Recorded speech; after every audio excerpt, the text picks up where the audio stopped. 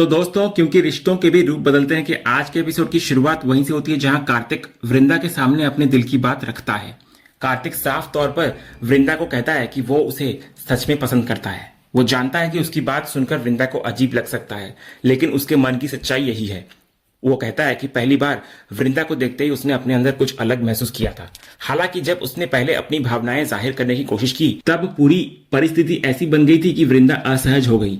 इसके बाद कार्तिक अपनी और वृंदा की पहली मुलाकात के पीछे की पूरी सच्चाई बताने लगता है। वो कहता है कि आमतौर पर वो पहली नजर में किसी के लिए इस तरह की भावना पैदा होने जैसी बातों पर विश्वास नहीं करता था, लेकिन वृंदा से मिलने के बाद उसके लिए सब कुछ बदल गया। दरअसल उस दिन तेज बारिश के बीच जब दो बच्चों की गाड़ी का एक्सीडेंट हुआ था, तब कार्तिक वहीं मौजूद था और उसने सब कुछ अपनी आंखों से देखा था। वृंदा ने जिस तरह पहले उन बच्चों की चिंता की, उन्हें सुरक्षित वहां से घर भेजा और फिर उनकी गलती की जिम्मेदारी खुद लेने के लिए तैयार हो गई, उसी बात ने कार्तिक को इम्प्रेस किया था। इसके बाद कार्तिक एक और बड़ा खुलासा करता है। वो बताता है कि जिन बच्चों की गाड़ी दूसरी गाड़ी से टकराई थी, वो गाड़ी किसी और की नहीं बल्कि उसी की थी। वृंदा ये सुनकर हैरान हो जाती है। कार्तिक फिर अपनी जेब से वही बिजनेस कार्ड निकालता है जिसको वृंदा उस दिन गाड़ी के वाइपर के पास छोड़कर गई थी। इतने दिनों बाद भी कार्तिक ने वो कार्ड अपने पास संभाल कर रखा होता है। कार्ड देखकर वृंदा को समझ आता है कि कार्तिक ने उस दिन की पूरी घटना देख ली थी। इसके बाद अचानक कार्तिक वृंदा के सामने घुटनों के बल बैठ जाता है। वो अपना हाथ उसकी तरफ बढ़ाता है और सीधे तौर पर अपने जीवन में उसका साथ मांगता है। ये सब इतना अचानक से होता है कि वृंदा कुछ समझ नहीं पाती। वो हैरानी से कार्तिक को देखती रह जाती है, लेकिन उसके मुंह से कोई जवाब नहीं निकलता। कुछ ही पलों में उसकी आंखों में आंसू आते हैं और वो बिना कुछ कहे वहां से चली जाती है। कार्तिक भी वृंदा को इस हालत में देखकर उसके पीछे जाने लगता है, लेकिन इन दोनों को इस बात का बिल्कुल अंदाजा नहीं था कि उनकी पूरी बातचीत माधवी और टिम्सी छुपकर सुन चुकी हैं। अपनी मां को रोते हुए जाते देखकर माधवी तुरंत उनके पीछे जाना चाहती है, लेकिन टिम्सी उससे रोक लेती है और पूछती है कि वो इस समय वृंदा के पास जाकर क्या करेगी। तो माधवी बोलती है कि उसकी मां रो रही है, इसलिए वो उनसे बात करना चाहती है, लेकिन टिम्सी उसको समझाती है कि अभी वृंदा जिस भावनात्मक स्थिति में है उसमें शायद वो माधवी की कोई बात सुनने के लिए तैयार ना हो। माधवी फिर भी परेशान रहती है। उसे लगने लगता है कि जो कुछ हुआ है उसके पीछे कहीं ना कहीं उनकी भी गलती है। वो पछताते हुए कहती है कि उन्हें वृंदा पर इस रिश्ते के लिए इतना दबाव नहीं डालना चाहिए था और ना ही कार्तिक से छिपकर फोन पर बात करनी चाहिए थी। धीरे धीरे उसका पछतावा गुस्से में बदल जाता है और वो टिम्सी को जिम्मेदार ठहराने लगती है। माधवी उसको याद दिलाती है कि उसी ने ये सब शुरू करने की बात कही थी। उसे लगा था कि अगर उसकी माँ की जिंदगी में कोई आ जाएगा तो शायद उसे भी ज्यादा आजादी मिलेगी और अपने कंटेंट पर काम करने का समय मिलेगा, लेकिन टिम्सी इस बात से सहमत नहीं होती। वो साफ कहती है कि उसके अपने कारण जरूर थे, लेकिन माधवी ने भी सिर्फ अपनी आजादी के बारे में नहीं सोचा था। दोनों कहीं ना कहीं ये भी चाहती थी कि वृंदा की जिंदगी में खुशी वापस आए। इधर माधवी भी मानती है कि उसने अपनी माँ की खुशी के बारे में ही सोचा था, लेकिन अब वृंदा को रोते हुए जाते देखकर उसे लग रहा होता है कि उनकी कोशिश ने सब कुछ ठीक करने के बजाय और मुश्किल बना दिया। दूसरी तरफ वृंदा अकेले लेडीज वॉशरूम में चली जाती है। अंदर जाकर वो खुद को संभाल नहीं पाती और एक बंद कैबिन में बैठकर फूट फूट कर रोने लगती है। वहीं दूसरी ओर एवी का कंसर्ट अभी भी जारी होता है। स्टेज पर एवी यानी अंगद अपना प्रदर्शन कर रहा होता है और हजारों लोग उसकी आवाज में खोए होते हैं। कुछ देर बाद कार्तिक वापस बाकी लोगों के बीच में आता है। उसकी नजर लगातार वृंदा को तलाश रही होती है, लेकिन वृंदा वहां नहीं दिखाई देती। इधर एवी का प्रदर्शन खत्म हो जाता है और वो स्टेज से निकलकर वहां से जाने लगता है, लेकिन बाहर कुछ फैंस उसके पीछे पड़ जाते हैं। उनसे बचते हुए अंगद तेजी से भागता है और जल्दबाजी में बिना ध्यान दिए एक वॉशरूम के अंदर घुस जाता है और वो वही लेडीज बाथरूम होता है। बाहर उसके बॉडीगार्ड किसी तरह फैंस और भीड़ को रोकने में लग जाते हैं। इधर अंदर पहुंचकर अंगद राहत की सांस लेता है। वो अपने चेहरे से मास्क हटाता है और बेसिन के पास जाकर अपना चेहरा धोता है। कुछ देर बाद जब वो बाहर निकलने वाला होता है, तभी उसे अंदर से किसी के रोने की आवाज सुनाई देती है। तो अंगद रुक जाता है। उसकी नजर एक बंद कैबिन की तरफ जाती है जहां दरवाजे के नीचे कई इस्तेमाल किए हुए टिश्यू पड़े दिखाई देते हैं। तभी उसको समझ आता है कि अंदर कोई महिला बैठकर रो रही है। इसी के साथ उसे यह भी एहसास होता है कि जल्दबाजी में वो गलती से लेडीज बाथरूम में आ गया है। वो तुरंत वहां से बाहर निकलने के लिए दरवाजा खोलता है, लेकिन बाहर मौजूद भीड़ को देखकर उसके कदम रुक जाते हैं। अगर वो अभी बाहर जाता तो फैंस उसको तुरंत घेर लेते, तो मजबूरी में वो फिर से दरवाजा बंद कर लेता है और कुछ समय के लिए अंदर ही रुक जाता है। उधर बंद कैबिन में बैठी वृंदा की आंखों के सामने उसका अतीत घूमने लगता है। कार्तिक की बातों ने उसके दिल में दबे पुराने जख्म फिर से खोल दिए होते हैं। वो अंगद को याद करने लगती है और उसके साथ बिताए हुए पुराने पलों को एक एक करके याद करने लगती है। वृंदा लगातार रोती रहती है। कुछ देर बाद उसके पास मौजूद टिश्यू खत्म हो जाते हैं। बाहर खड़ा अंगद ये बात भी समझ जाता है। वो आसपास देखता है और उसे केवल एक टिश्यू दिखाई देता है, लेकिन वो काफी नहीं होता। तभी उसकी नजर पास रखे एक छोटे से कैबिनेट पर पड़ती है। उसको खोलने पर अंदर टिश्यू का पूरा बंडल मिलता है। अंगद वो टिश्यू निकालता है और बंद कैबिन के पास जाता है। बिना कुछ कहे वो दरवाजे के नीचे से अपना हाथ आगे बढ़ाकर अंदर बैठी उस अनजान महिला को टिश्यू देने की कोशिश करता है।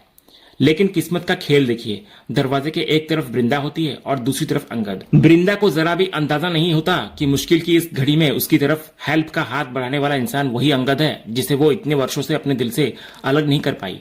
और अंगद को भी इस बात का बिल्कुल अंदाजा नहीं था कि बंद दरवाजे के दूसरी तरफ बैठकर रोने वाली महिला कोई और नहीं बल्कि उसकी वृंदा है। इसके बाद जैसे ही वृंदा दरवाजे के नीचे से बढ़ाए हुए टिश्यू को लेने के लिए अपना हाथ आगे करती है, उसकी उंगलियां हल्के से अंगद के हाथ को छू जाती है। बस उस एक स्पर्श के साथ वृंदा अचानक से ठहर जाती है। उसे न जाने क्यों उस अनजान स्पर्श में अंगद का एहसास होने लगता है। कुछ पलों के लिए उसके मन में पुरानी यादें फिर से जाग उठती हैं। हालांकि वो तुरंत खुद को संभालती है और अंगद के हाथ से टिश्यू लेकर अपना हाथ पीछे कर लेती है। लेकिन दरवाजे की दूसरी तरफ खड़े अंगद के साथ भी कुछ ऐसा ही होता है। वृंदा के हाथ का स्पर्श महसूस होते ही वो हैरान रह जाता है। एक पल के लिए उसे ऐसा लगता है जैसे उसने अभी भी वृंदा को महसूस किया हो। उसके मन में सवाल उठता है कि इतने सालों बाद भी यह एहसास इतना जाना पहचाना क्यों लगा। फिर अगले ही पल वो खुद अपनी सोच को नकार देता है। उसको लगता है कि वृंदा यहाँ कैसे हो सकती है। शायद वो अपने अतीत और पुरानी यादों की वजह से कुछ ज्यादा ही सोच रहा है। इसके बाद दरवाजे के दोनों तरफ खड़े वृंदा और अंगद एक साथ उसी दरवाजे पर अपना हाथ रख देते हैं। अंदर से वृंदा का हाथ दरवाजे पर होता है और ठीक दूसरी तरफ बाहर से अंगद का। दोनों एक दूसरे से बस एक दरवाजे की दूरी पर होते हैं, लेकिन फिर भी दोनों इस सच्चाई से पूरी तरह अनजान रहते हैं। कुछ ही पलों बाद अंगद अचानक से पीछे हट जाता है। तभी बाहर से विकास की आवाज आती है जो उसको याद दिलाता है कि वो गलती से लेडीज बाथरूम में चला गया है और उसको तुरंत बाहर आने के लिए कहता है। ये सुनते ही अंगद अपना मास्क संभालता है और वहां से बाहर निकल जाता है। वहीं दूसरी तरफ वृंदा हाथ में वही टिश्यू लिए बैठी रहती है और उसकी आंखों में लगातार आंसू बहते रहते हैं। इसके बाद एक बार फिर कॉन्सर्ट का माहौल दिखाया जाता है जहां अंगद यानी एवी अपने अगले परफॉर्मेंस के लिए स्टेज पर आता है। इस बार माहौल पहले से बिल्कुल अलग होता है क्योंकि वो एक दर्द भरा गीत गाने लगता है। गीत गाते हुए अंगद खुद भी अपने अतीत में खोने लगता है। उसकी आंखों के सामने वृंदा के साथ बिताए हुए पुराने पल आने लगता है। ऐसा लगता है जैसे उस गाने के हर एहसास के साथ उसके अंदर दबा हुआ पुराना दर्द बाहर आ रहा हो। उधर दूसरी तरफ देव भी एवी का परफॉर्मेंस देखकर इंप्रेस होता है। वो मानता है कि इस कलाकार में कुछ जरूर खास है और तभी उसकी इतनी बड़ी लोकप्रियता है। लेकिन उसके पास खड़े हेमंत का ध्यान कॉन्सर्ट पर कम और नॉयना पर ज्यादा होता है। उसकी नजर लगातार उसी पर टिकी रहती है।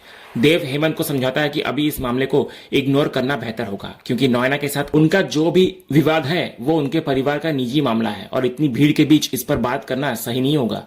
लेकिन हेमंत का फैसला साफ होता है। वो किसी भी कीमत पर ऐसे प्रोजेक्ट का हिस्सा नहीं बनना चाहता जिसमें नॉयना शामिल हो। वो साफ करता है कि अगर नॉयना इस बिजनेस का हिस्सा रही तो वीरानी परिवार इस डील से पीछे हट जाएगा।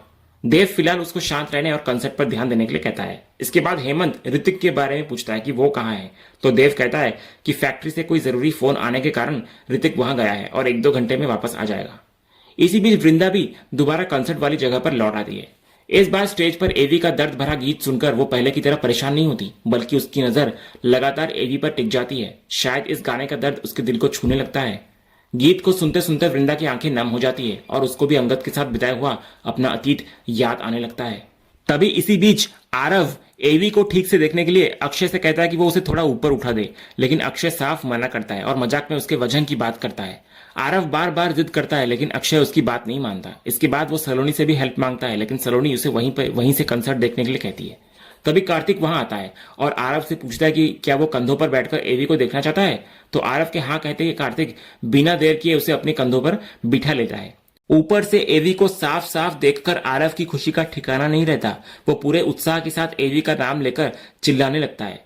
वृंदा जब आरव को इतना खुश देखती है तो उसके चेहरे पर अपने आप एक हल्की सी मुस्कान आ जाती है। उसके मन में आता है कि आरव की इस खुशी के पीछे कहीं ना कहीं मिस्टर पटेल ही है।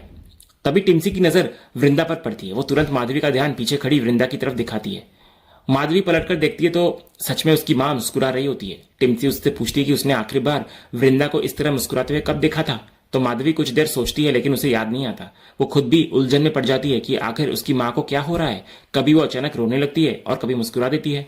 दोनों लड़कियां मजाक में इस नतीजे पर पहुंचती हैं कि लोग भले ही टीनेजर्स को समझना मुश्किल कहते हो, लेकिन असल में बड़े लोगों की भावनाएं समझना भी बिल्कुल आसान नहीं है।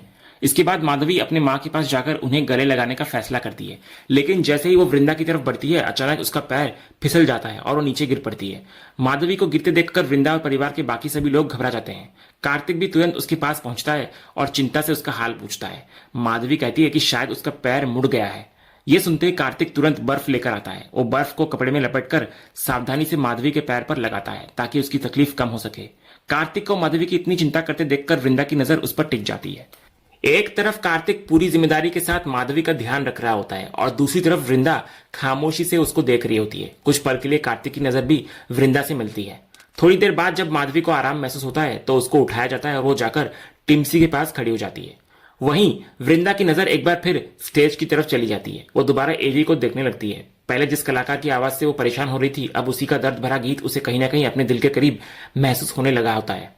तभी कार्तिक वृंदा की मुस्कान को लेकर हल्के फुल्के अंदाज में बात करता है। वो कहता है कि अचानक आसपास का माहौल कुछ ज्यादा ही रोशन लगने लगा है, शायद इसलिए क्योंकि वृंदा के चेहरे पर मुस्कान आ गई है। फिर वो खुद ही मानता है कि उसका ये मजाक शायद बहुत अच्छा नहीं था, लेकिन उसकी कोशिश सिर्फ इतनी थी कि वृंदा की एक मुस्कान के साथ उसके चेहरे पर एक और मुस्कान आ जाए। कार्तिक वृंदा से बोलता है कि उसे इसी तरह मुस्कुराते रहना चाहिए, क्योंकि उसकी मुस्कान से उसके आसपास का माहौल भी बदल जाता है। इसके बाद वो हल्के अंदाज में यह भी मान लेता है कि वृंदा की यह मुस्कान शायद उसकी वजह से तो बिल्कुल नहीं आई होगी, क्योंकि अभी उसने जो कुछ भी कहा और किया है उसके बाद उससे ऐसी उम्मीद करना भी मुश्किल है। फिर कार्तिक अंदाजा लगाता है कि शायद आखिरकार वृंदा को यह कंसर्ट पसंद आने लगा है। शायद एवी का यह दर्द भरा गीत ही उसके चेहरे पर वो मुस्कान लेकर आया है। लेकिन वृंदा कार्तिक की बात का कोई जवाब नहीं देती। उसकी नजर अब भी लगातार स्टेज पर खड़े एवी पर टिकी होती है। उसे इस बात का जरा भी अंदाजा नहीं होता कि जिस आवाज में उसे आज अपने ही दर्द की झलक महसूस हो रही है, उस मास्क के पीछे कोई और नहीं बल्कि वही अंगद है, जिसे वो इतने वर्षों बाद भी भूला नहीं पाई है। लेकिन तभी इधर अंगद की नजर स्टेज के नीचे खड़ी उसके पूरे परिवार पर पड़ जाती है और वो हैरानी से उनको देखता रह जाता है। और इसी सीन के साथ आज का ये एपिसोड यहीं पर खत्म होता है। दोस्तों, आपको आज के एपिसोड का अपडेट कैसा लगा? अपनी राय हमें कमेंट बॉक्स में जरूर बताइए।